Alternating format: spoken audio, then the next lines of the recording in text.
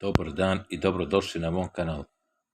Danas ću vam pokazati kako da pročitate obrisane poruke na Whatsappu i Viberu kada vam neko pošalje, a zatim je odmah obriše, a vi ste veoma radoznali šta vam je poslao, a ne možete da vidite. Tako da imam rešenje za to. Ovako, uđete u Play prodavnicu i instalirate aplikaciju Notification History.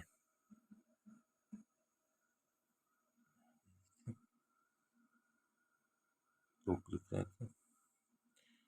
Zatim instaliramo je. Zatim ćemo malo sačekati dok se aplikacija uspješno instalira.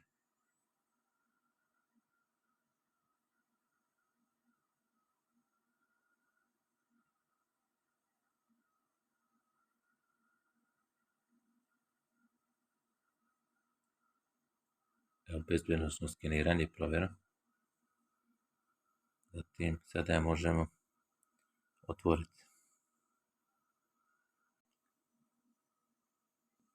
Znači imate pod 1 Start Free Trial i imate ovu prvu, znači započeti besplatnu probnu verziju ili da isprobate ograničenu verziju. Znači ovu drugu izaberite, znači ograničenu verziju, kako bi vam otvorila. Zatim idete na ovu stranicu.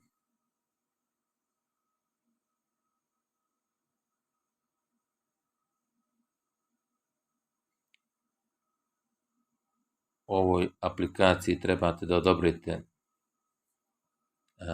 dozvole, znači što se tiče da bi moglo da vam šalje obaveštenja o svake aplikacije. Znači, kliknete na ovo, a zatim uđete u aplikaciju u Notification History, dozvoliti pristup obavještenja. Prihvatite i ovo što piše u redu, tu kliknete, tim dozvolili ste pristup aplikaciji Notification History. Izađete iz ovoga i sada ću da probam, znači, poruku kad mi pošalje neko da vidite da li ostaje u telefonu. Da li je možemo naći u ovoj aplikaciji. Stigla mi je poruka na Viberu. Evo vidite i na Whatsappu mi je poslata poruka.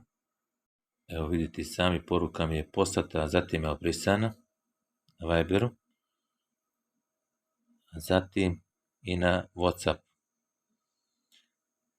I sada, da bi mogli da vidimo šta nam je poslato, uđemo u aplikaciju Notification History.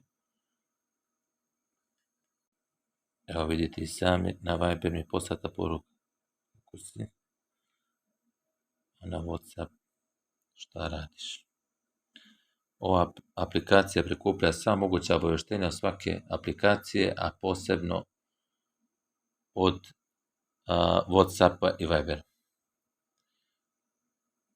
Tako da kogod bi vam poslao poruku, a zatim je obrisao, moćete da saznate šta vam je poslao u ovoj aplikaciji.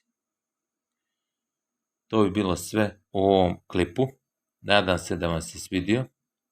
Pretplatite se na ovom kanalu radi još videa koja će biti uskoro objavljeni. Pozdrav!